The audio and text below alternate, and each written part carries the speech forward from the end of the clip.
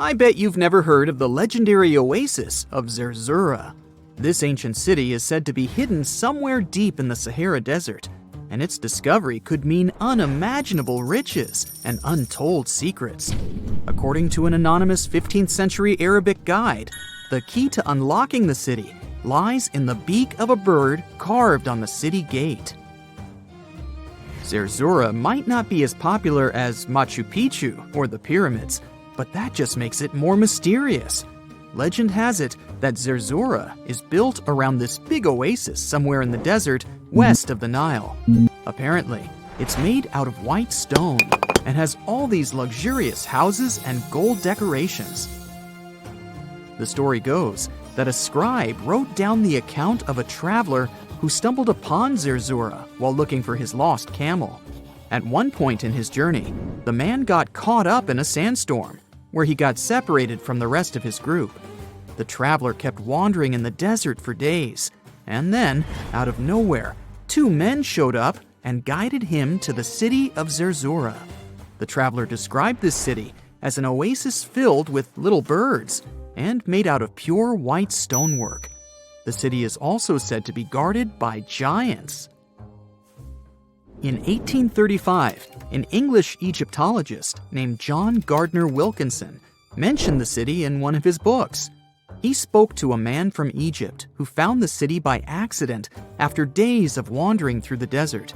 He mentioned some ruins, unusual stonework, and a large oasis surrounded by palm trees. The man even gave some instructions on how the city could be found, indicating that it might be in the western desert of Egypt. But here's the kicker. Even though a group of explorers went out to find Zerzura, they didn't succeed. At the same time, they did stumble upon a bunch of previously unknown oases. In the early 1900s, numerous expeditions were sent to find the city, including one with a fleet of Ford Model A trucks. But, alas, none were successful. Others say Zerzura did exist at one point, but not anymore. It's possible it was swallowed by the desert. It's believed that back in the day, the Sahara Desert was actually green. Scientists even found traces of ancient rivers that flowed through the area 100,000 years ago, creating green corridors across the desert. But Zerzura might have never been real to begin with. Maybe it only existed in the minds of people, a figment of their imagination as they were struggling in the African desert. For thousands of years, people have been obsessed with the hunt for another lost city, Atlantis. But if this place really existed, where on Earth, or under the sea, could it be? According to Plato, Atlantis was an actual place, and it was supposedly located somewhere in the Atlantic Ocean, near the Strait of Gibraltar. But how did this mythical city become synonymous with a perfect, paradise-like society? Well, you can thank Ignatius Donnelly for that. The American writer published a book in 1882 where he outlined 13 hypotheses about the existence of Atlantis. Donnelly truly believed that this lost city was where ancient humans lived in peace and joy for centuries. Donnelly even thought that Atlantis was the original source of many ancient civilizations around the world. And if we just followed Plato's clues, we could totally find Atlantis. Sounds like a treasure hunt, right? What inspired Donnelly to go on this quest in the first place, you might ask? Apparently, an amateur archaeologist discovered the city of Troy, using Homer's The Iliad as a guide. Well, if Troy was real, then why not Atlantis? Back in the day, some people believed that America was the legendary Atlantis. Columbus really stirred up some excitement when he brought back news about the New World to Europe. But the real hunt for Atlantis didn't really start until the 20th and 21st centuries. Some people tried to connect the dots between a volcanic eruption on the island of Santorini and the destruction of Minoan settlements. But in 2018, a team of investigators claimed they had nailed it, announcing they had discovered concrete proof that Atlantis had existed. What was their evidence, you ask? A series of mysterious circles in a national park in Spain. But the circles turned out to be nothing more than experimental ponds for studying zooplankton. Let's face it, there's no real evidence that Plato's lost city of Atlantis actually existed. But it doesn't make searching for it any less exciting, does it? The Fountain of Youth isn't a lost city per se, but it is another mythical location that many have claimed to have stumbled upon over the years. Long ago, people were obsessed with the idea of living forever, or at least extending their lives as much as possible. Each culture had its own wild story, like the Greeks talking about a magic fountain that let people live longer, or Alexander the Great finding a river of paradise that could heal the wounded. Japanese legends spoke of hot springs that could make you young again, while the Caribbean locals talked about the restorative powers of the water in one of their own mystical lands. Explorers searched far and wide for these magical waters, but nothing. Probably the most famous of all was the story of the Spanish explorer Juan Ponce de Leon, who thought he'd found it in Florida. Now, Ponce de Leon was quite a character. He sailed with Columbus and became an important figure in the area now known as the Dominican Republic. He found gold in Puerto Rico and even became the island's administrator.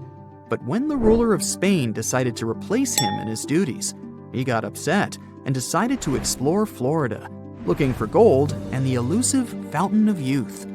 He explored the Bahamas, but sadly, he didn't find any gold or magic water. He did, however, make his way to Florida. He explored the coast and even discovered the Gulf Stream.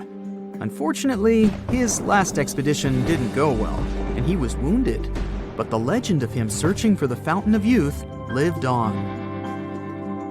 Even though historians don't think he was really looking for the Fountain of Youth, thousands of people visit the Fountain of Youth Archaeological Park every year to try the sulfur-smelling water.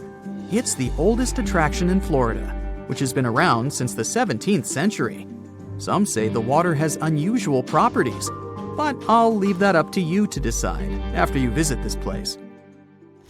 Norse mythology has its own mysterious land called Thule. It's said to be somewhere between Scandinavia and Iceland, where the sun barely shines and the cold bites hard. The folks there survive on a diet of millet, herbs, fruits, and roots, washed down with a grain and honey brew. As for its exact location, scholars can't seem to agree on it to this day.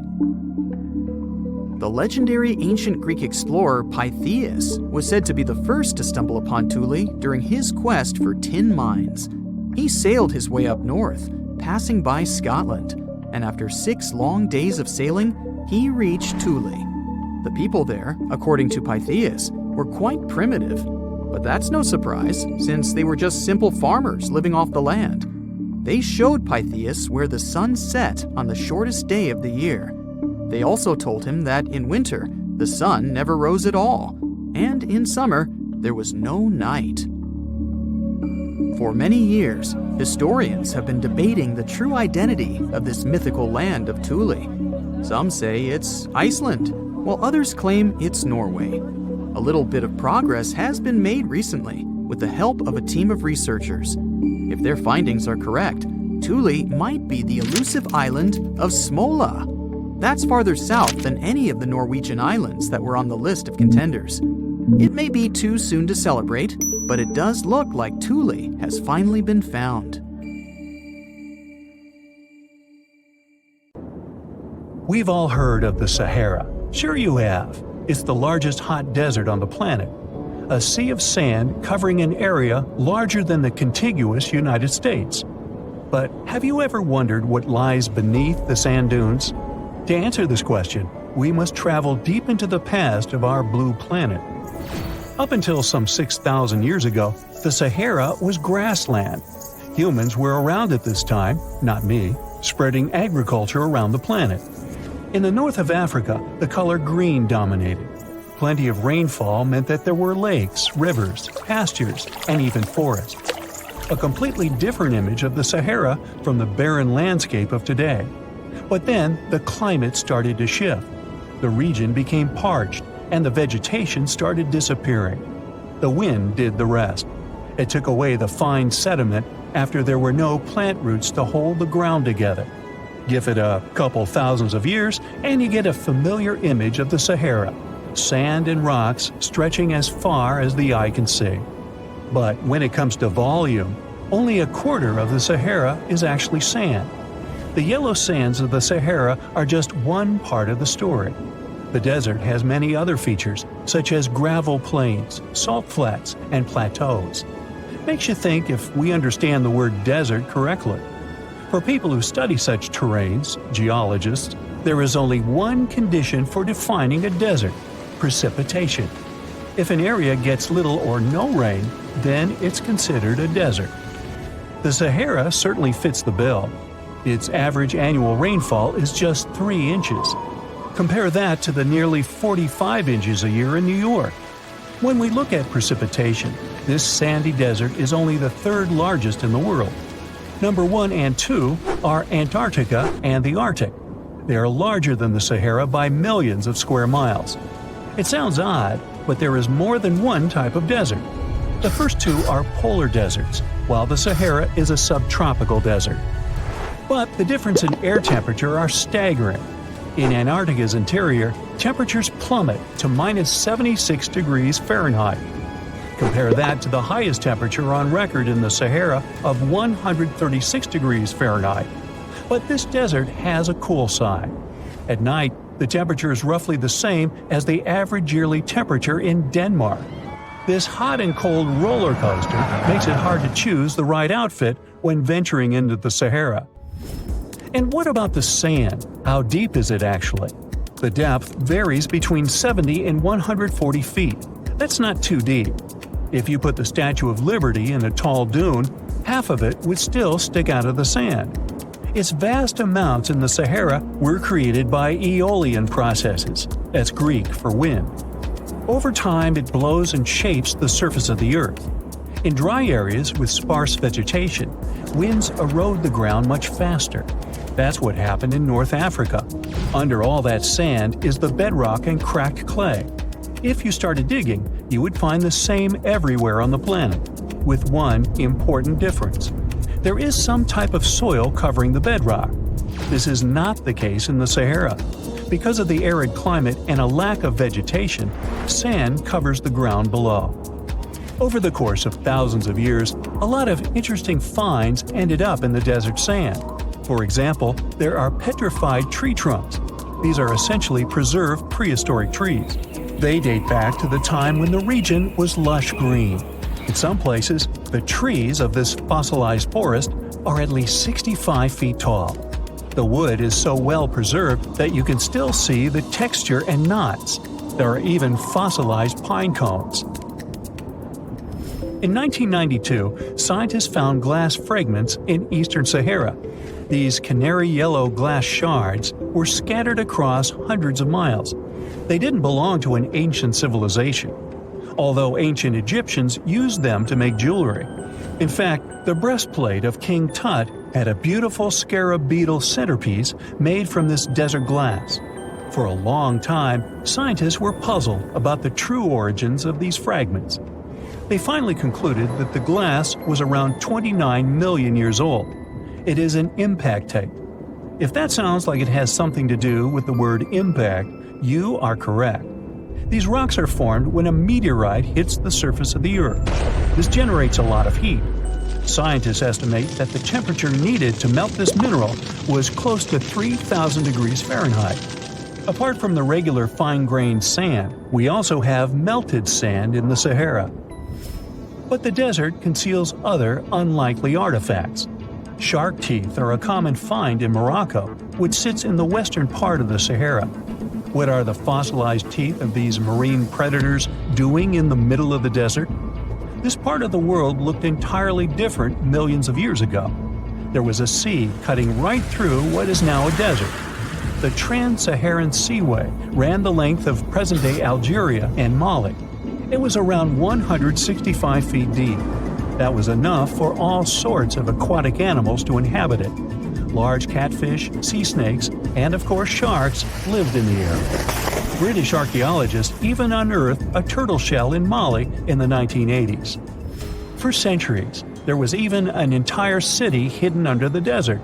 Timgad was a Roman outpost constructed by the Emperor Trajan around the year 100 in the current era. For various reasons, its residents abandoned it around the year 700.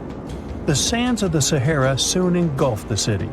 It had remained hidden for nearly 1,000 years. Then, in the 1700s, a Scottish explorer started digging out the city. His team first uncovered a sandstone triumphal arch 40 feet high, similar to the ones we can see in Rome and Paris today. An amphitheater soon popped out of the sand, and it was followed by well-preserved statues of Roman emperors. The Scotsman's find was so impressive that no one believed him at first. It took 2 more centuries for archaeologists to fully excavate the city during the 1950s. The site covers a surface as large as 10 polo fields. The ruins reveal the full mastery of Roman city planning. All the streets meet at a right angle in what is known as an orthogonal grid. You can find the same layout in modern cities such as New York. Historians estimate that during its heyday, 10,000 people called Timgad home. Different nationalities lived here, from Romans to people of African descent. Today, more than 2.5 million people live in and around the Sahara. They are spread across 11 countries in total, and their living space is growing. The desert is 10% larger than it was just a century ago. This process doesn't involve sand pouring out of the Sahara. The ecosystems on the edges of the desert simply change over time. The wind blows the soil away and vegetation dwindles, the perfect conditions for the formation of a desert landscape.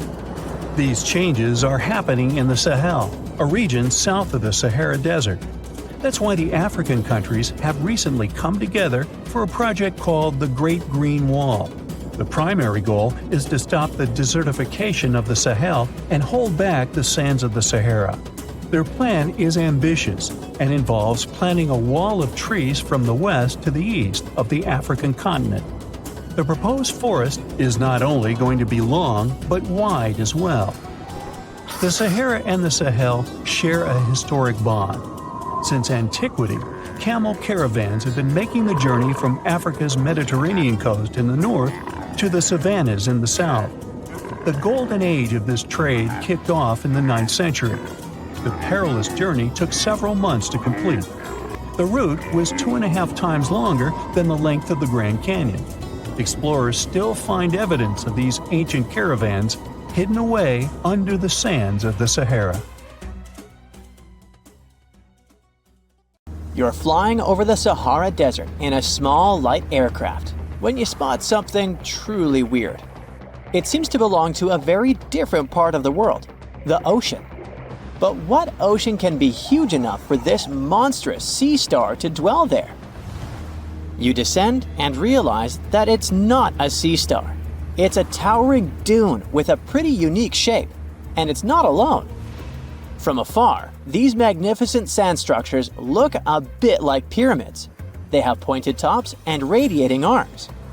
Called star dunes, they're the most complex and largest desert dunes in the world. They're the tallest of their kind, but that's not the coolest thing about them. Researchers have found similar formations on Mars and even on one of Saturn's moons, Titan. Star dunes aren't super rare, but they're especially widespread in southeastern Morocco near the border with Algeria. That's where you're flying at the moment, and the breathtaking dune you're marveling at is Lela Lalia, probably the most famous of them all, a giant 330 feet tall. Scientists believe that it formed in less than 1,000 years. How about doing some research to find out more about these unusual formations? There, I see a great spot for landing. Star dunes got their name because of their multi-armed shapes. They form in areas where winds change direction throughout the year. But even though you can find them in different places on our planet, there is just one confirmed star dune in the rock record, the collective record of Earth's development reflected in preserved rocks. The star dune in question is in Scotland, and it's ancient, from about 250 million years ago. That's all we know about super old star dunes. probably because we don't know what to look for to identify one. Another problem: star dunes often form in remote locations, which makes them extremely difficult to study. Imagine reaching the nearest settlement, then somehow traveling who knows how many miles to the dune itself, and then slogging up several hundred feet of shifting sand. I'll pass. But you can go since you've already landed, and the dune is right here in front of you. Currently, you're in a dune field called Erg Shabi. Lucky for you, this area has long become a popular tourist stop. Look, in the distance, there are hotels and even a good road. Scientists who examined Lelalalia before you used ground-penetrating radar to find out more about the sand formation. This equipment can detect the tiniest differences in sand grain sizes and water content under the surface of the dune. That's how you can create a picture of its interior layers. Look out! Phew, it was a close call. See this trench? The researchers dug such trenches to take samples of long-buried sands and then examined them. It's a pretty cool process. The thing is, while buried deep inside, the quartz in the sand accumulates radiation coming from natural sources within our planet. We can compare the grains of quartz to minuscule rechargeable batteries. They can store the energy they get from radiation. When researchers bring them to the laboratory, they can make the grains release that energy, which comes out in the form of light. Scientists can measure the brightness and say when the sand enjoyed sunlight for the last time. Now, when those experts who dug the trenches looked inside Lelalalia, they were shocked. The enormous formation turned out to be very young. For a dune, of course. You'd expect a dune that is several hundred feet tall to be pretty old, like thousands or tens of thousands of years. But that wasn't the case. Well, at least not entirely. The upper part of the dune has turned 900 just recently. But look at the sand near the base of the dune. Yep, right there. Well, it was buried there around 12 or 13,000 years ago, representing ancient dunes in the area. Those good old dunes were active for a couple thousand years, and then something went wrong. Because for a whopping 8,000 years, the sand wasn't accumulating there. A mystery? Scientists might have an explanation. You see, the first part of this quiet period occurred during the time when the climate became warm and wet. Yep, even in the Sahara. It happened about 11,700 years ago. It was the end of the last ice age and the beginning of a new era, the Holocene. And guess what? The Sahara went green.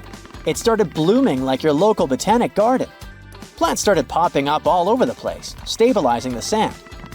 If you had visited the Sahara during that period, you wouldn't have recognized this place. But you would have likely come across humans wandering marshy landscapes and hunting for food. Researchers have found pottery fragments and stone tools on one side of Lelalalia. That's true. As sand dunes form and then shift throughout their lives, they swallow and protect ancient remnants of life. Just dig well enough and you might find something that will provide you with a window into the past. It can be ancient fossils, anything from fossilized shells and corals to prehistoric plants. Those can offer precious insights into the history of our planet and the living beings once inhabiting certain regions. Now, it might come as a shock, but in the Sahara Desert, scientists have uncovered well-preserved marine reptiles and fossilized fish within the layers of those ancient sand dunes. They are the remains from the time when the Sahara was covered with a sea millions of years ago. Anyway, it's time to leave that ancient paradise if you want to survive. 4,000 years ago, the wet period came to an end, and the Sahara dried out again. Interestingly, our dune didn't begin building up right away. For some time, sand probably blew through but didn't accumulate. Or the dune could have started growing in a different location. And it's a valid theory since scientists have discovered recently that Lelalalia shifts around 1.6 feet every year. It also accumulates about 6,400 tons of sand every year.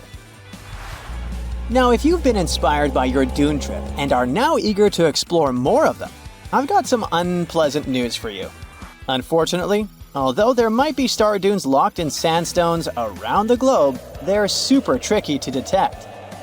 The problem is, dunes are huge, but they lack a single distinguishing feature. So you'd really need large exposed beds of rock if you want to get a wide enough view to identify a star dune. On the bright side, there surely are places where it might be possible to do such research, but you should be ready to know that it might be just a set of various features that look like other dunes. But if you combine them, you'll say, ah, it's likely to be a star dune. Comment below if you'd like to go on a trip in search of a star dune. Meanwhile, we'll continue our journey. You decide to have some rest and start climbing down the side of the dune. That's when you begin hearing it. Terrible, haunting sounds. Are there ghosts nearby? Worry not, you're safe. You might have heard of a phenomenon called singing sands. As you walk down some sandy slopes, you disturb the grains of sand. They rub against each other, producing friction that creates those eerie melodies.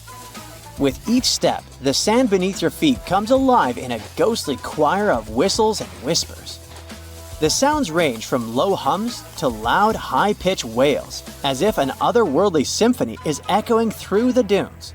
But of course, scientists have their own very practical explanation, attributing this phenomenon to the right atmospheric conditions combined with the unique size, shape, and moisture content of the grains. Now you've almost made it all the way to the bottom of the dune, but beware of slip faces. When a sand dune reaches a certain steepness, it develops a slope. That's the very slip face I was talking about.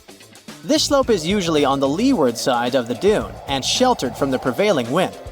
Sand grains start accumulating on the windward side, slowly creeping along the dune's gentle slope. At one point, they reach the top. Gravity takes over and they start sliding down, triggering a cascading effect. It looks like a miniature sand avalanche, and I wouldn't want to end up in its way. When you think of an epic desert scene with blazing sun, endless dunes, and those magical little oases, you probably picture the legendary Sahara, right?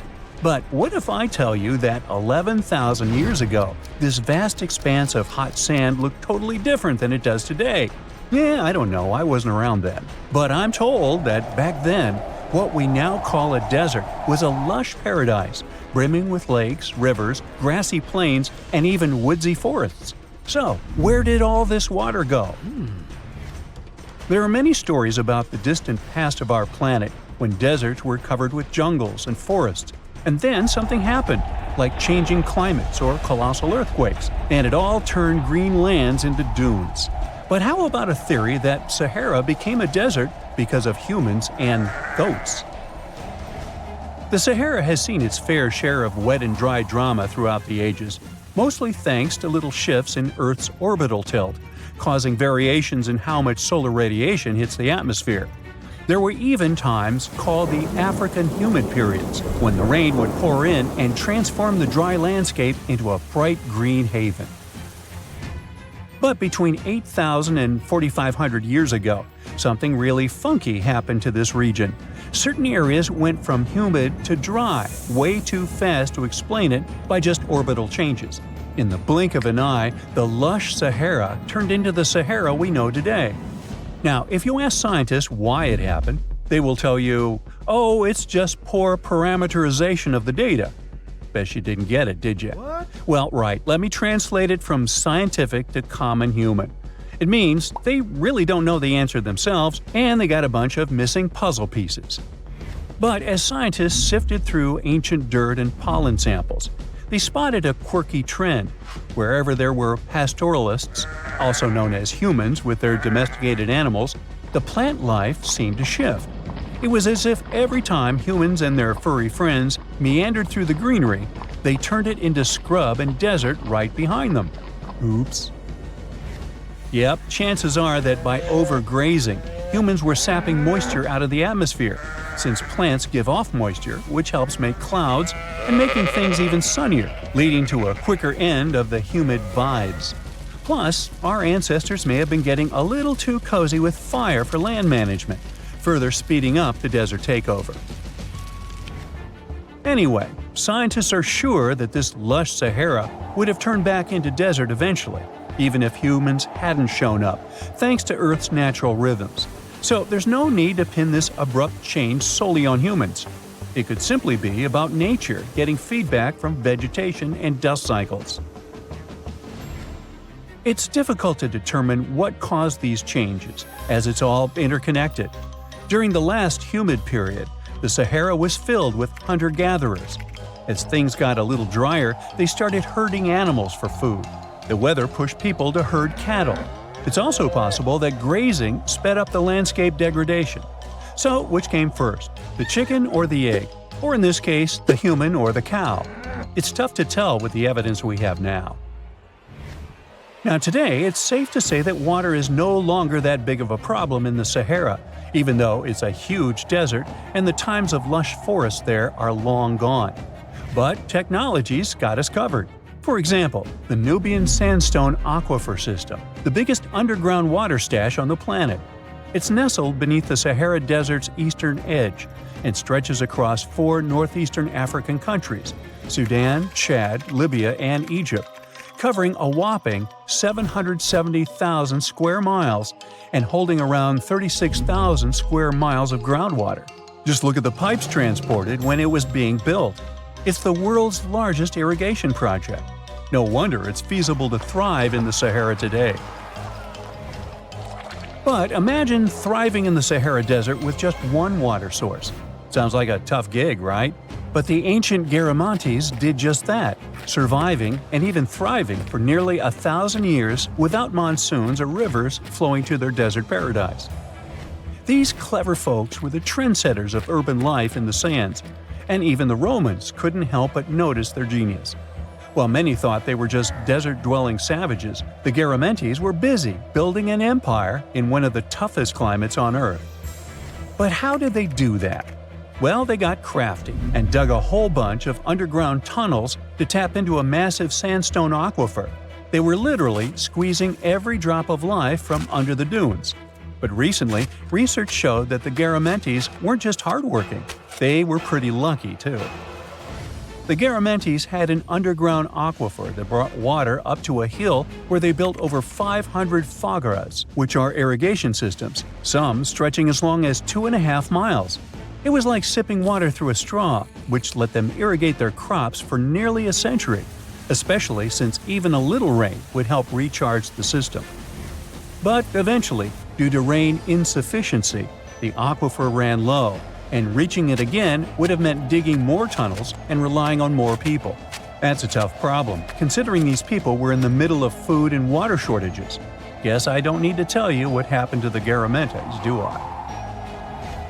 The fall of the Garamantian culture might be linked to several factors. It may have been due to climate changes, or they may have simply used their water resources too much. Back in the day, the Sahara Desert was actually fertile agricultural land, thanks in part to the cool irrigation system the Garamantians created. But since fossil water isn't something you can replenish over time, the groundwater levels dropped pretty low. This likely played a big role in the kingdom's decline by the late 7th century CE. That sounds like someone who hit a lottery jackpot, used up all the money, and went back to their original not-so-cool job once the bank account got fully drained. Oh, by the way, even if the Garamantes left some secret wisdom messages for us, the chances are we'll never get what they wanted to tell us. Nobody really knows what language they used, and their texts are nearly indecipherable to us today. But let's go back to the Green Sahara. So it transformed into a desert about 4,500 years ago. But today, we can understand how people lived in those times in the Sahara thanks to natural parks in Africa that have the ultimate outdoor art gallery. There are well over 15,000 ancient paintings and carvings depicting everyday life from around 11,000 years ago. However, if the carvings aren't enough for you and you feel like visiting an actual green desert, all you have to do is book a flight to California. One of the most beautiful phenomenon in the world, the superbloom, takes place here. Look at all these colors – orange, green, pink. It's a miracle. Wildflowers bloom right in the middle of a hot desert after several years of rainfall in dry places. It's such a bright and colorful landscape that superblooms can be seen from space. This rare phenomenon can be observed in other arid places and deserts in western and southern Africa, Western Australia, and Chile. In all these places, the weather is very hot and dry in summer. Mild humid air comes in winter, and this is the ideal environment for mass flowering. Flower seeds that lie in desert sands can wait for decades before starting to produce flowers. When the hot sun destroys all the weeds and grass, and the rainfall becomes enough to moisten the soil, the seeds are kind of like, well, okay, now it's our turn to play a big game. And then hundreds of thousands of tourists come to take photos and post these beautiful pictures on social media. And this, unfortunately, is one of the main dangers for flowers. Therefore, if you find yourself in a place like this, don't pick the flowers and don't trample on them. Stay on the path, don't litter. Take only pictures and leave only footprints. You get it? Good. Scientists found an entire city of Gyangola that was hidden beneath the dense jungles of Mexico for 600 years. It covers 360 hectares, had over 1,000 buildings, 2.5 miles of defensive walls, a network of internal roads, and a well-planned urban layout with temples and ball courts, and separate neighborhoods for the elites and commoners. For centuries, people believed there was just an abandoned fortress there, based on stories passed on from generation to generation. Until recently, there was no way to see how truly huge it was without spending years on the ground. But thanks to the new technology, a remote sensing tool called LiDAR, they got a 3D model of the area in just 2 hours from a plane. Gyangola was built between the years 1350 and 1521. It was a crucially important place for the Zapotec people, a group that had lived in the area since around 700 BCE. In Gyangola, families lived together in homes with big patios in the middle, surrounded by rooms. When families got bigger, they built more rooms and made their homes larger. The study found that both the leaders and regular people worked together to make the city better. Because Gyangola was surrounded by mountains, they used this land wisely and built their houses in a way that fit the slopes and let rainwater flow naturally. This helped keep their homes safe and strong. They were built so well that many of these buildings are still standing, even after hundreds of years. There are 2 pyramids in the center of the city. They may have been used as temples where the priests celebrated rites and ceremonies to their deities. The priests brought offerings to the altars, and the people assembled at the 2 squares that are now sunken. Then, there is also a palace with 64 rooms, some of them with circular columns on several sloped terraces. There are patios with many stairways all connected to each other. The sensing tool also found a round-shaped lookout point on a natural rock, where the Zapotec people could see their foes approaching from a distance. Researchers also noticed 2 circular structures that could have been used to watch the stars and measure time. They also found some tombs, so there was most definitely a city cemetery. By the end of the 1400s, the Zapotec people controlled a large territory on the Pacific coast and had successfully defended their land from the Aztecs, who were trying to take over more territory. They did the almost impossible and survived a 7-month-long siege at Gyangola. When they won this conflict and kept control of the southern part of Mesoamerica, the Zapotecs didn't need to live in Gyangola anymore. Staying in the mountains had its pros, but they needed fresh water and good farmland to grow food. The small city of Tehuantepec, just 12 miles away, had these conditions, so they moved there just before the Spanish arrived in 1521. Over time, Zapotec traditions started to fade, but their culture didn't disappear completely, and more than 300,000 Zapotec people still live in Oaxaca State in Mexico. They speak their own languages and keep their traditions alive. Creating the 3D model of the lost city is just the beginning of the research. Archaeologists hope that future studies of Gyangola will help us learn more about how the Zapotecs were organized, how they ruled their cities, and how they interacted with the Spanish when they arrived. They plan to study all 1,100 buildings found in the LiDAR scan, and it will take a few years. Instead of digging up the ruins, they will use special technology to scan the land and learn more about the city without damaging it. This same tech helped scientists find another massive ancient city that lay hidden beneath the thick green canopy of the Amazon forest. A whole network of houses, plazas, roads, and canals was hiding in the shadow of a mighty volcano. For centuries, many scientists assumed that ancient Amazonian people lived in tiny huts, clearing patches of land to survive. But this city, built 2,500 years ago and inhabited for 1,000 years, proves the opposite. Now, scientists think tens of thousands or even hundreds of thousands of people lived in complex urban societies. Scanning the area found 6,000 rectangular platforms, each measuring around 66 by 33 feet, and standing 6 to 9 feet high. These structures were arranged in clusters around central plazas, with straight roads with perfect right angles and paths connecting them. One of the roads was 16 miles long. Building straight roads like this is far harder than just following the landscape. Some of these roads may have had deep spiritual or ceremonial significance. The volcano's rich soil helped the civilization thrive, but it may also have led to its downfall.